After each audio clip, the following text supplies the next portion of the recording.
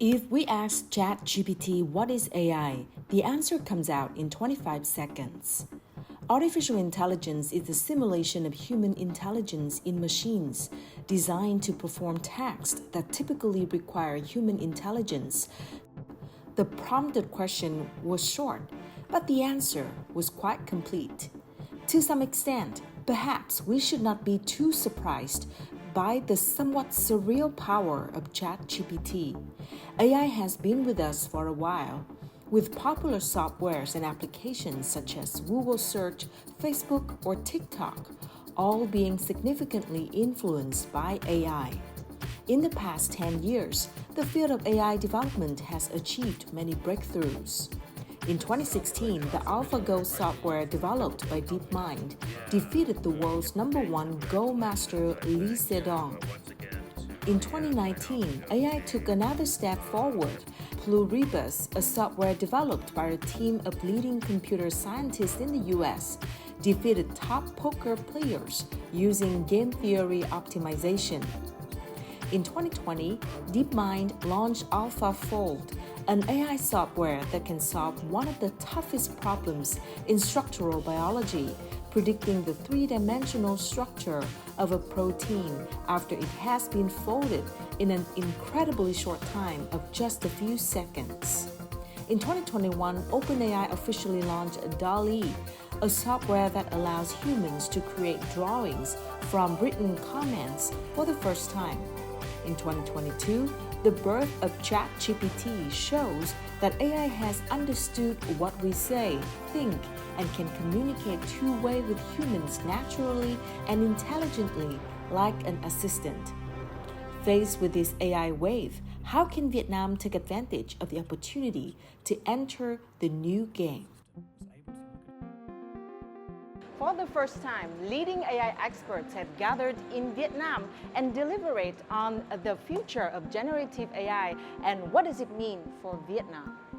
We will talk with the most distinguished figures in the realm of computer science who co-founded Google Translate, Google Brain, and Google Gemini. And that is what we will bring you in this special edition of BizLine.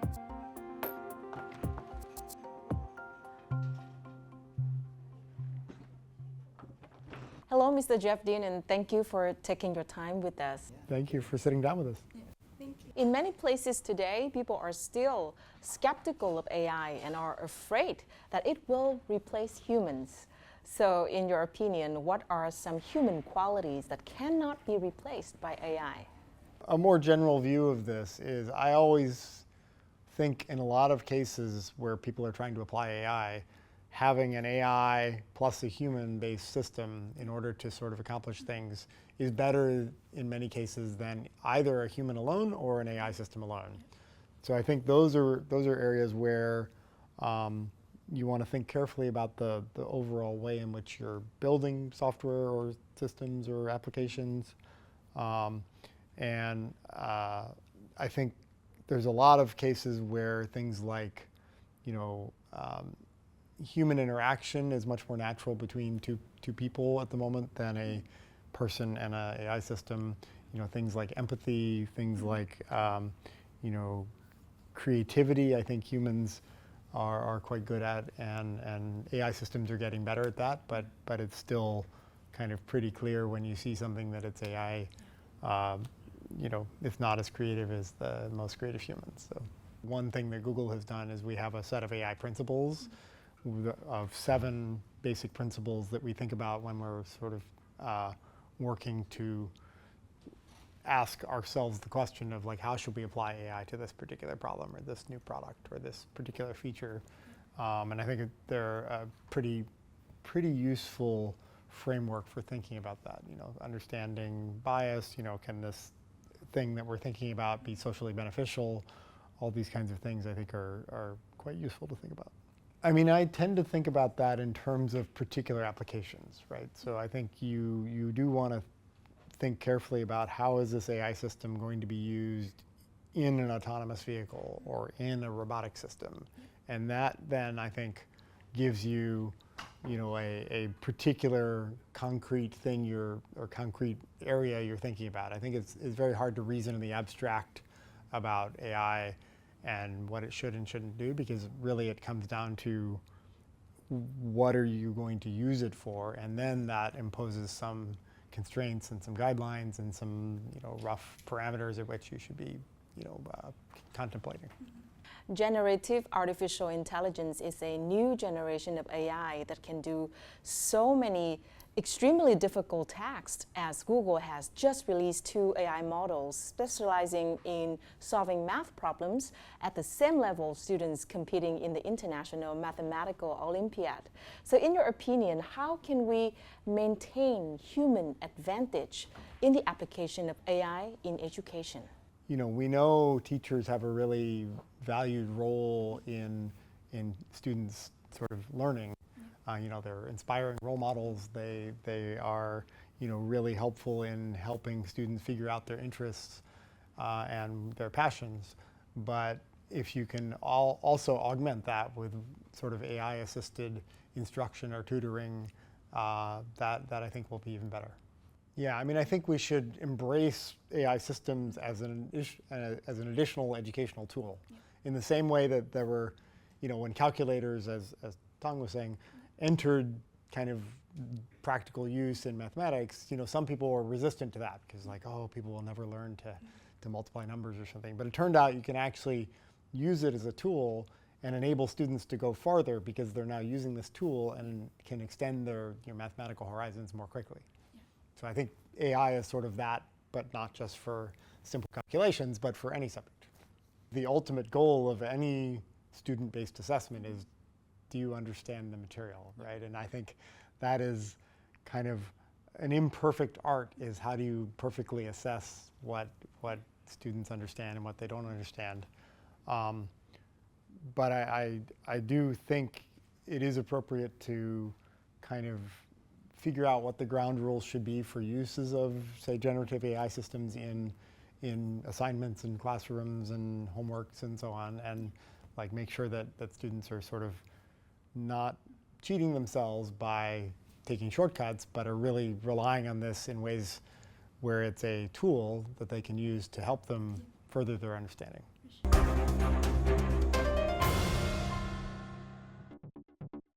Jeff Dean joined Google in mid-1999, and he's currently Google's chief scientist, focusing on AI advances for Google DeepMind and Google Research. His idea of focus include machine learning and AI and applications of AI to problems to help billions of people in societally beneficial way. In 2011, he co-founded the Google Brain project, focused on making progress towards intelligent machines. Today, Google's engineers exist in a great chain of being that begins at level 1. Level 2s are fresh out of college. Level 3s often have master's degrees. Level 6 engineers, the top 10%, are so capable that they could be said to be the reason a project succeeds. Distinguished engineers, the level 9s, are spoken with reverence. To become a Google Fellow, a level 10, is to win an honor that will follow you for life. Google Fellows are usually the world's leading experts in their fields. Jeff is Google Senior Fellows, the company's first and only level 11s. Jeff Dean visited Vietnam for the first time in 2024. He talked with Vietnamese intellectuals and IT professionals and experienced Vietnamese culture while he was in the country. He believes that education will be the field most rapidly and directly impacted by artificial intelligence. The role that display artwork of So the use of AI has become very popular in learning as well as teaching, to the extent that many countries are now forced to have policies to apply AI in education. So do you think AI can replace the role of a teacher? I think AI is going to complement teachers and enable them to sort of better address student understanding and student needs. If you think about, there's a lot of research on, the ability of students when they have an individualized tutor is much, much better than if they're in a traditional classroom setting where you might have one teacher and 30 students. Now, many people don't have the means to have an individualized tutor, and teachers, as much as they would like, really can't spend as much one-on-one time with students as they would really hope. So I think what the potential of AI can bring to education is really about how do you give as much of that individualized tutoring experience to students while enabling the teacher to focus on spending more time on what they really love, which is helping students gain understanding. How would it change the way we learn and how we learn? It's going to be a little while to figure out exactly the ways in which AI systems can really help in educational settings, but I think there's a lot of potential there.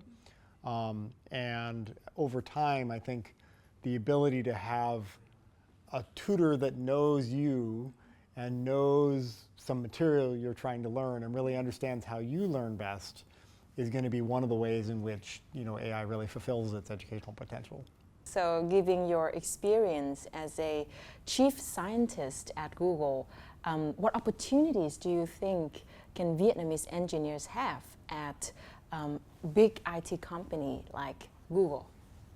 One of the things I really value is I'm able to work with really talented people from all over the world, including I have many talented Vietnamese colleagues like Tung and my other colleague Quoc, who's here in town with me.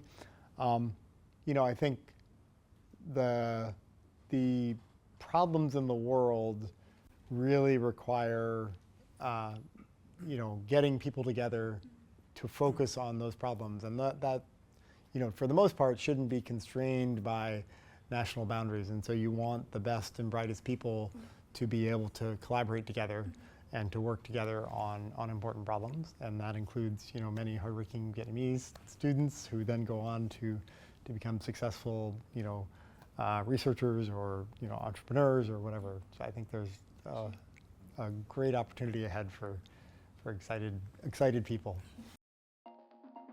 Since the start of the year, Vietnam has actively collaborated with leading global IT giants, particularly US companies like NVIDIA, Google, and Meta, to advance its artificial intelligence AI ecosystem. And I'm actually very optimistic about the future of Vietnam and the future of AI in Vietnam specifically. The recent visits of AI luminaries such as Dr. Jeff Dean, Google's chief scientist, highlight the global recognition of Vietnam's potential in AI development. Moreover, many Vietnamese professionals hold key positions within these tech giants. One example is Lê Viết Quốc, a scientist who co-founded the Google Brain project in 2011 and contributed to major AI initiatives like Google Translate and Google Search. In 2014, MIT Technology Review named him one of the top 35 innovators under 35.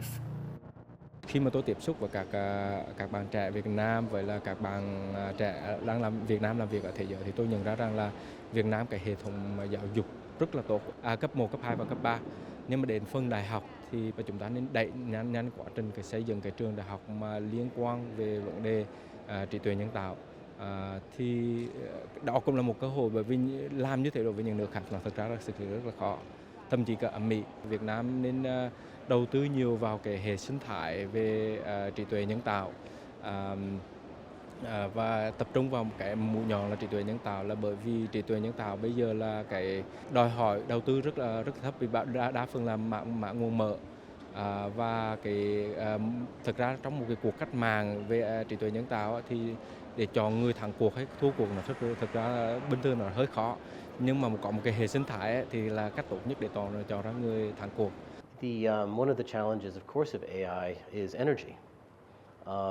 Data centers, companies that use AI consume 10 times as much electricity as a normal semiconductor factory or ATP or chip design, because the calculations that go into AI just eat up a lot of electricity. And so if one's going to develop AI capabilities, then you have part and parcel of that is having pretty enormous sources of energy. And so that gets back to the need for Vietnam to continue to develop its electricity, its energy infrastructure, renewables, improving the grid, battery storage. I mean, these are all interconnected. Vietnam's tech ecosystem attracted over $1 billion in investment in 2023, underscoring the nation's potential for innovation and its capacity to deliver cutting-edge AI solutions. However, to meet growing market demand, the country will require an additional 100,000 AI specialists over the next 5 years. By recognizing and fostering local talent in the right direction, Vietnam has the opportunity to drive technological breakthroughs and accelerate national development, particularly in the field of artificial intelligence. What are your advice for young AI enthusiasts, especially young Vietnamese students who want to study AI and seek for job opportunities in this field? I mean, I think one of the things to do is to start with small problems, like find some problem you think will teach you something or that will solve a problem you might care about, and try to write a simple program to do that with the aid of many online resources these days for both introduction to programming and computer science and software, but also there's now a lot of online resources about introductions to AI and machine learning at a variety of different sort of levels of sophistication. So I think assess what it is you know already and try to pick something that's at roughly the right level. Maybe it's a simple blog post explaining the basics of the idea. Maybe it's a calculus-based introduction to machine learning that's maybe a little more sophisticated and has an online textbook.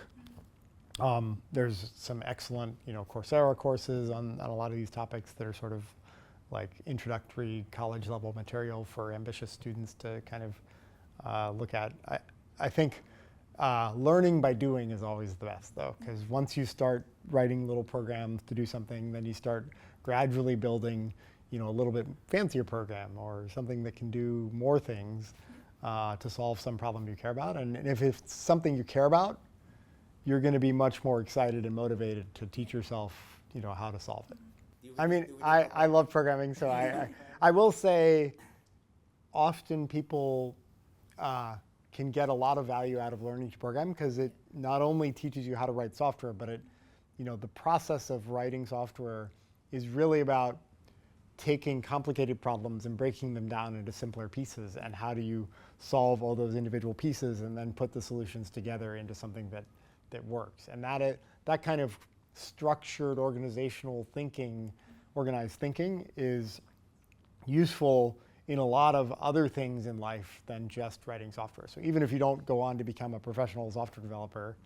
I think that way of approaching problem solving is something that you can derive a lot of benefit from. And everyone should try it. It's fun.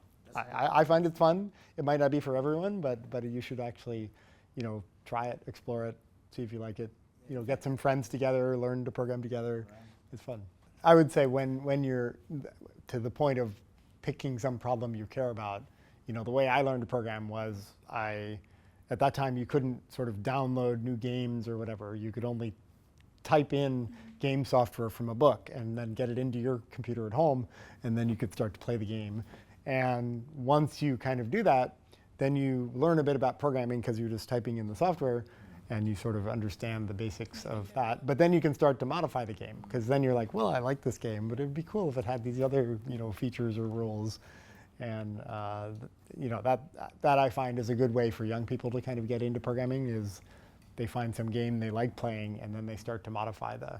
So let's say if a student wants to learn about AI, how does he or she begin the process? Yeah, I actually think you learn a lot from studying existing software code, because that's been written by someone who probably has more programming experience than you do.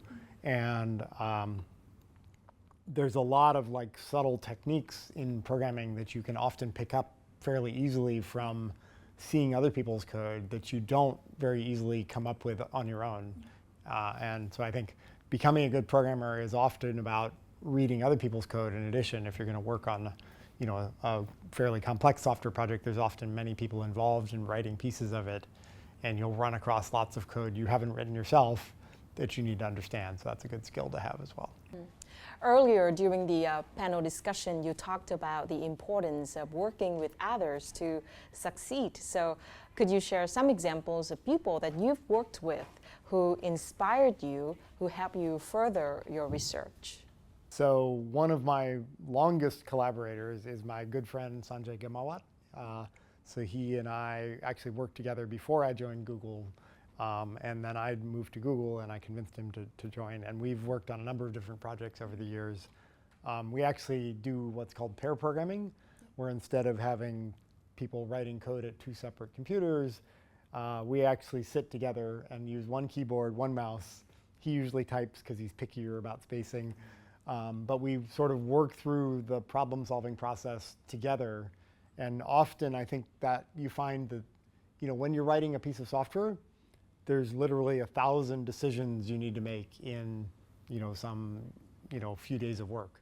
Yeah. And when you're actually working with someone, you often will talk through some of those decisions that are pretty consequential that you would make on your own if you weren't working with someone. And so that actually ends up with a much better result, because you sort of have a more, you have an outer dialogue rather than just an inner dialogue about how to solve this particular aspect of something. And I think he and I have very complementary kinds of viewpoints. I'll be like, let's go solve this. And he'll be like, hang on, let's think about it and how we're going to actually solve it. And I think that's a nice way of working. I think I've collaborated with my colleague Kwok Lei, who's here in town, and he and I, he has much more machine learning expertise, and I have some expertise on how do you build large-scale distributed systems where you're using many, many computers to solve problems. And so Kwok and I collaborated on a project to use lots of computers to train a pretty interesting unsupervised machine learning model. The cat paper, yes. So we actually trained the model on 10 million random YouTube video frames, and it sort of learned the concept of a cat without ever being told what a cat was, which was kind of cool. That's awesome. That's the legendary paper. Right. But I think that's a nice example, because Kwok and I brought different kinds of skill sets to the collaboration, along with some of the other people involved in the collaboration. And we all worked together to see if we could solve this research problem. And I picked up more stuff about machine learning from Kwok, and he picked up more stuff about how do you build distributed systems. And then we kind of went on our ways and worked on other things together, and sometimes worked separately. So I think that kind of thing where you bring a mix of people who are not identical, every time you do that, you learn something. What are your advice for the Vietnamese youth who want to study AI? I think there's so much potential in AI, and it's such a broad space that you should really learn about it in general. But because it's such a broad space, you have the opportunity to kind of identify what are the particular problems or applications of AI, or research problems eventually you might want to tackle. And that generally leads to much better outcomes and happiness, is if you're working on a problem or an area you're particularly passionate about. So maybe it's robotics, maybe it's I really want to work on AI for healthcare, maybe it's I just want to make really interesting learning algorithms that are different than the ones that people are using today. Maybe it's I want to do systems engineering to make things more efficient. There's 50 other topics like those that I think can find some appeal for people who just have a general interest in AI. I've certainly, in my career, tried to focus on what are problems I find interesting and are likely to be impactful. And I think that, that's what you should really strive for in what you're going to do, what you're going to study in school, what you're going to work on after that. Well, once again, thank you so much for your sharing, Mr. Jeff Dean. And I hope that many people out there, especially the Vietnamese youth, would learn more about AI and technology with the aspiration to bring Vietnam to prosperity. And that has wrapped up this edition of BizLine. Thank you very much for watching. If you would like to catch us again, you can log on to our website or tune in our YouTube channel. And goodbye for now.